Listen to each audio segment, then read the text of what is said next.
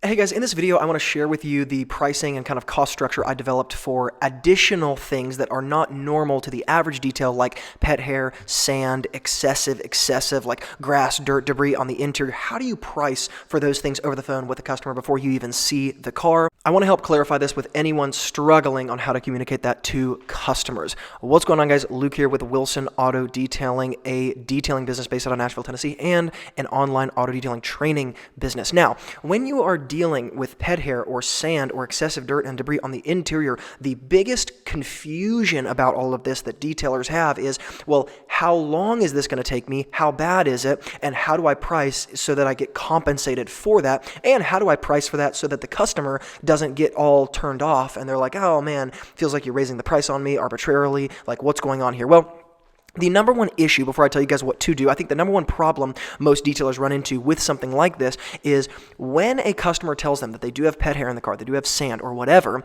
detailers get pretty gray and pretty ambiguous, and they tend to try to keep the price in limbo rather than giving a direct price over the phone. What I mean by that is a customer might say, hey, we've got some pet hair in the interior, that's part of why we want to get it detailed, and the detailer might say, oh, well, for pet hair, we tend to charge an additional $30 per hour, depending on how long it takes. And what a customer hears, in my experience, when a detailer responds with something like that is, oh man, that means there's no cap on how expensive this detail is going to be. I'm trying to figure out if this is something I want to pay for. Maybe I'm going to call somebody else. I'll call you back later if I can't find anybody. And then you get off the phone and they never call you back. You're never going to hear from them again. The reality is, when people are on the phone with you, you do not, as a detailer, have to give them an exact price in order to satisfy the customer's kind of desire for a capped price. So I want to illustrate what I mean by this. Most detailers think, well, I have to talk to a customer on the phone in a way that basically gives them a direct price, because if I don't, then they don't give me an immediate answer and they tell me they'll call me back and the conversation doesn't go anywhere. What I've found is that customers actually don't care about having a direct price as long as they have a range and a maximum. The reason for that is because the customer is simply trying to create limits on what's going to happen in the future. They're trying to create some sort of certainty. And so what I will often do when there is pet hair or sand is I will tell the customer point blank, generally speaking, hey customer, we will charge a maximum of an excess pet hair, excess sand fee of $120. That's going to be, again, the maximum that you will pay in addition to make sure that we get all this pet hair done. So just to be clear, what I mean is we're going to track how long it takes us. We never charge more than that. If it takes us less time, we will add the appropriate hourly rate, which will be, again, less than that 120 onto the price, and we'll make sure to let you know exactly what that is. But the reason why we can give you that maximum flat rate is because we are giving you the price of making sure that we remove everything and restore this car's interior to the highest level of perfection that's possible. And so that's the maximum that you'll pay in addition to the original price. Okay, it doesn't have to be $120, it doesn't have to be that exact conversation, but the point remains the same, which is, hey customer, here's the max of what you will pay in order for us to take care of this particular problem you're highlighting.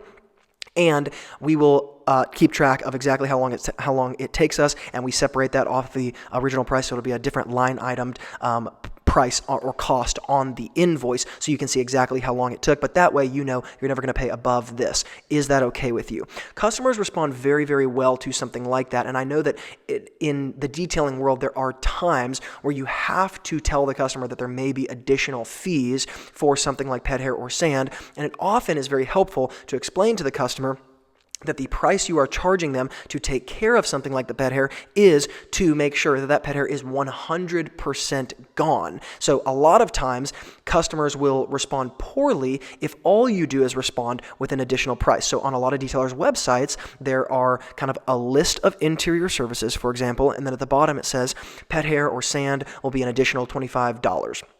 Number one, in my experience, an additional $25 is not nearly enough. But number two, customers can sometimes see those additional prices and they get turned off by it because they don't really know what the limits of that are. They're like, oh, are there a lot of situations where there's just going to be kind of like additional cost added on to what I think I'm supposed to be paying? And so they're just looking for some sort of clarity, and you as the detailer need to be compensated for the additional time spent on things like pet hair, because it actually does take up a ton of time.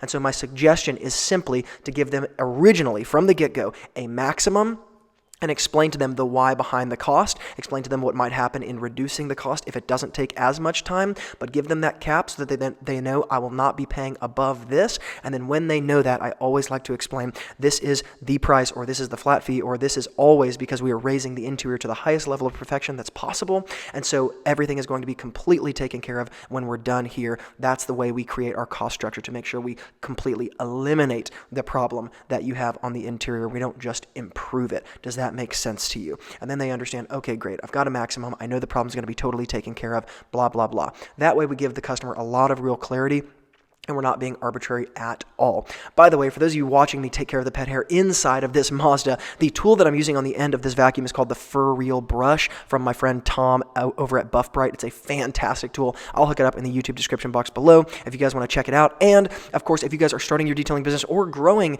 your detailing business and you need a list of tools and products of what to buy, what not to buy, what to stay away from, what to get really close to, make sure you go below in the YouTube description box and grab the Pro Detailing Toolbox, because it is a literal master list of video, audio files, and PDFs of dilution ratios, products to buy, products not to buy, what to stay away from, how to use caution, exact dilution ratios, everything you can imagine, and even discounts as well.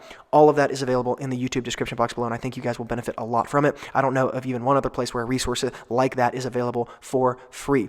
Guys, thank you so much for watching, and as always from Luke here at Wilson Auto Detailing, remember, a great detailer is always learning, and I will see you in the next video.